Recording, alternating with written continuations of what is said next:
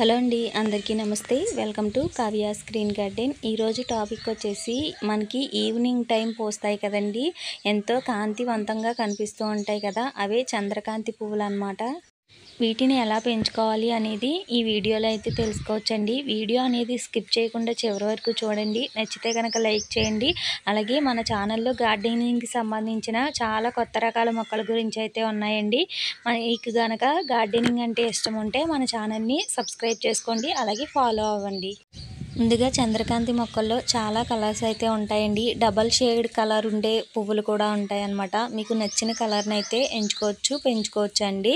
చాలా చాలా ఈజీగా అయితే ఈ మొక్కల్ని పెంచుకోవచ్చు అండి. ఇవి ఈవినింగ్ 4 తర్వాత విచ్చుకుంటాయి అన్నమాట. అందుకే 4 o'clock ఫ్లవర్స్ అని కూడా అంటారండి వీటిని విత్తనాల ద్వారా చాలా చాలా ఈజీగా అయితే పెంచుకోవచ్చండి. మనకి పువ్వులు అనేవి అలానే ఉంచేస్తూ ఉంటాం కదా, ఉంచేసిన తర్వాత మనకి సీడ్స్ అనేవి ఇలా వస్తూ ఉంటాయి అన్నమాట. వీటిని మనం సేవ్ చేసుకోవచ్చండి. ఇప్పుడు చూసారు కదా, ఇదొక కలర్ అన్నమాట.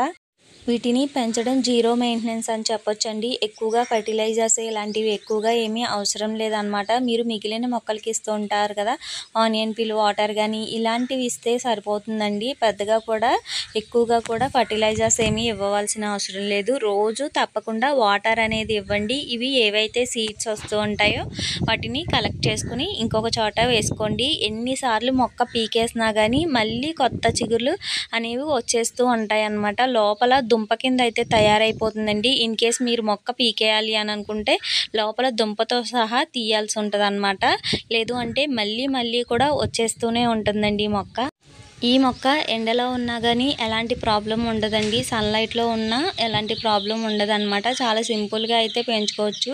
చూసారు కదండి, ఈ వీడియో కనుక మీకు నచ్చితే లైక్ చేయండి, అలాగే ఛానల్ని సబ్స్క్రైబ్ చేసుకోండి. మరిన్ని కొత్త రకాల మొక్కల గురించి తెలుసుకోవాలి అనుకుంటే మన ఛానల్ని ఫాలో అవ్వండి, అలాగే సబ్స్క్రైబ్ చేసుకోండి. పక్కనే ఉన్న బెల్ ఐకాన్ కూడా ఆన్ చేసుకోవడం వల్ల నోటిఫికేషన్స్ అయితే వస్తాయండి.